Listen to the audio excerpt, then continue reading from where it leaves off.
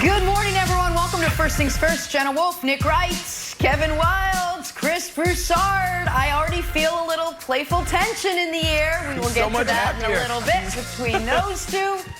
Wilds were bookended by two guys who are going to go at it momentarily. Coming up on a Thursday morning, great show, a lot of action last night. Are the Sixers done after what we saw out of Jason Tatum? Lakers back at it this evening. Is it a must-win now for LeBron James and company? And what is the deal with what are they calling it, the quarterback platoon approach in New England? Bill Belichick will weigh in on that, but we got to start with the late game action last night. Mavs and Clippers. Dallas looking to tie up this series at a game apiece. Luka Doncic did his part while he was on the court, at least. Team high 28 points in 28 minutes. Luka actually ended up sitting out most of the second half. He was in a lot of foul trouble. Kristaps managed to stay in this game. He had 23 points, and while Kawhi was good, 35-point double-double for Kawhi Leonard. He wasn't good enough. The Dallas Mavericks get the win. And this series, guys, is suddenly tied up at a game apiece. All right, Nick, we're going to dive in. What went so wrong for the Clippers in this game last night? Oh, they can't guard the Mavericks. They just can't guard them at all, Jenna. And by the way, for our loyal audience that's here right at the beginning of the show, I just want to tell you, and this is no sarcasm, I'm actually serious here, 9 o'clock today, we have 9 o'clock Eastern, a very major announcement for the show. It is not Kevin Wilds' Blazers-Lakers pick. It is something else, but that's coming up at 9 o'clock. The last time you did this, you announced you got a haircut. That's why that doesn't work. I know. The last time you did it, that's why I'm telling why I'm telling the audience that this is, I understand I was the boy who cried wolf on this once, but this time it's serious 9 o'clock Eastern. But let's get to the main event here, which is going to wipe that smile right off Chris Broussard's face. Why did the Clippers lose? Because they can't guard these guys. They've played 8 quarters of basketball. If you remove the one where Kane Fitzgerald inserted himself and kicked out Kristaps, the Mavericks are averaging 32 points per quarter. What would that be over the course of a full game? Jenna can do that math. 32 plus 32, 64. Oh, 128 points per game, which is almost exactly what they scored yesterday. This is, no, it was a compliment. You could do the math. Listen, it's a big problem. So I got a quick question for you, Chris Broussard. Yes or no, if you would. Does Kawhi Leonard have the ability? Can he guard Luka Doncic? Yes. Then he should. That's the adjustment. Kawhi, go guard Luka. Because if you can, then he should. Because whatever the Clippers are trying to do right now ain't working defensively. And so we can get into all the different issues that we saw yesterday, but the fact of the matter is, in this series, Broussard, the Clippers jumped out 18-2. The Mavs then went on a 69-48 tear until Kristaps got kicked out. And then yesterday, when they had their full complement, they led your beloved Clippers, your juggernaut, wire to wire. That's what I saw, but maybe you, Chris, were watching a different game last night. I don't know. I'm excited to hear what you got to say. I'm going to sit back and listen. First of all, I'm so happy for Nick that this happened, because yesterday was just sad when he had to defend the Lakers. So this is good. This is appropriate. He gets to stick out his chest and talk about the other LA team. So I'm good with that. Now, that said, I picked the Clippers to win this series in 5. That means that the Mavericks were going to win a game. Last night was that game. I stand firmly by my pick that the Clippers will win this series in 5 games. All right, I'm telling you that right now. So mark it down, save this segment so you can look at it when I'm done. But look, I could talk about no Patrick Beverley. The Clippers are just 11-11 this season, including last night, without Patrick Beverley. Obviously, it hurts their defense. I could talk about Paul George not being able to put a ball in the ocean, 4 for 17, no points in the first half, 14 overall. I could talk about the Clippers overall not being able to shoot the 3. They were horrible from 3, 29%? I could talk about all that. But here's the main thing. The Clippers' lackadaisical, nonchalant attitude this whole season caught up with. Thank you. I think they've been listening to the pundits like myself who have said they're the best team in the NBA. I think, as we would say in the old days, they've been reading their press clippings.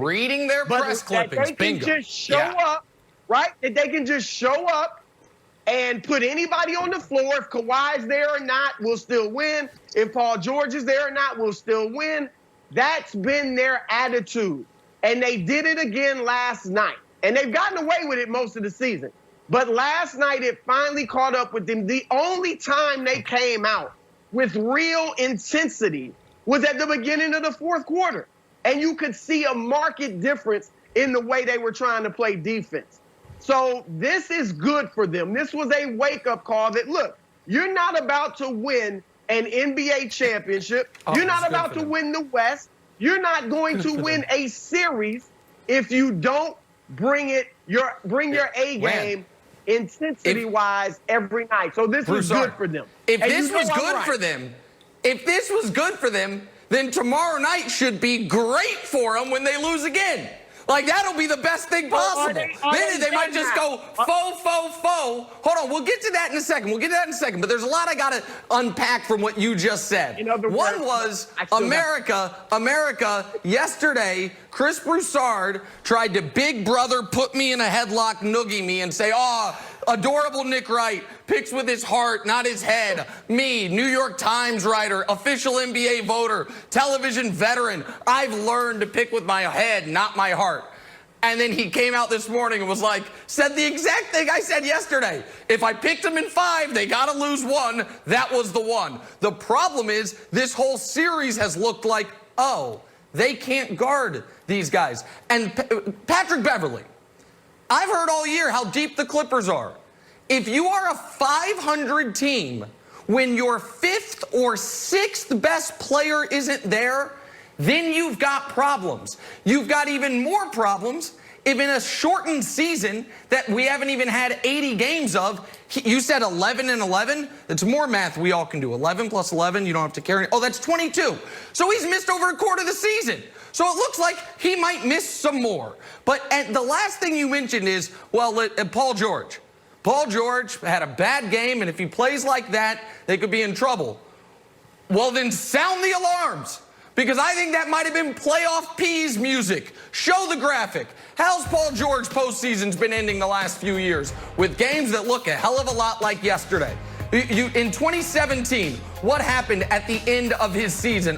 He ran up against LeBron. He goes 5 of 21, go home. 2018, you're in OKC. Game 2, you're terrible. The final game of your season that year, you're 2 of 16. Last year against Portland, you threw up a 3 of 16. So it's not like Broussard, Paul George throwing up air balls, which he literally did last night. We saw him literally do to win a playoff game a couple years ago.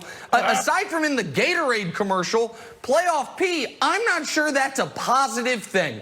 And so these are all concerns. Now, they can all be stymied if your guy Kawhi Leonard will take on the challenge and guard Luka for 4 quarters. Because you know what Kawhi's reminding me of?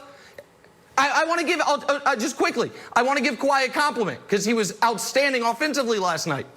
And this might be the nice thing I ever said about Kawhi. He's reminding me a lot about LeBron James, his final regular season in Cleveland.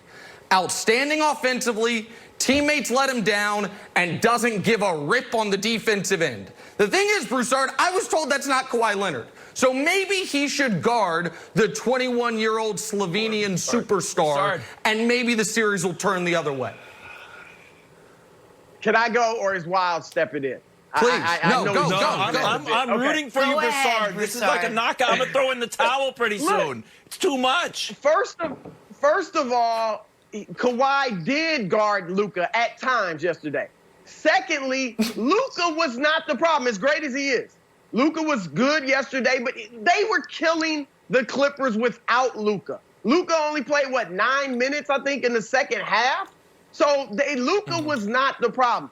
You are right. They have not been able to stay in front of the Mavericks. Trey Burke, Seth Curry. And when you look at their small guards outside of Patrick Beverley, they aren't great defenders. Landry Shamet, Lou Williams, they aren't great defenders. Their perimeter defense is based around two small forwards in George and Kawhi being defenders. They're not going to stay in front of small guards the whole time. So I think you will see Kawhi more on Luka. Doc Rivers is definitely going to make some adjustments. Trust me, Doc Rivers is going to be able to use this. Because as I said, they have not showed up. They have been outplayed for the most part by the Mavericks, and this is just what the doctor ordered. On defense, their rotations have been sloppy. They're missing assignments. They don't know when to help, when not to help.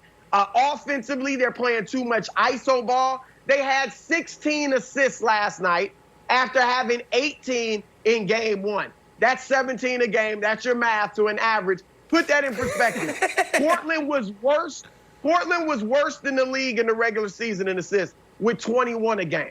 So the Clippers are playing far too much isolation basketball. The talent's there. The bodies are there, even without Patrick Beverly.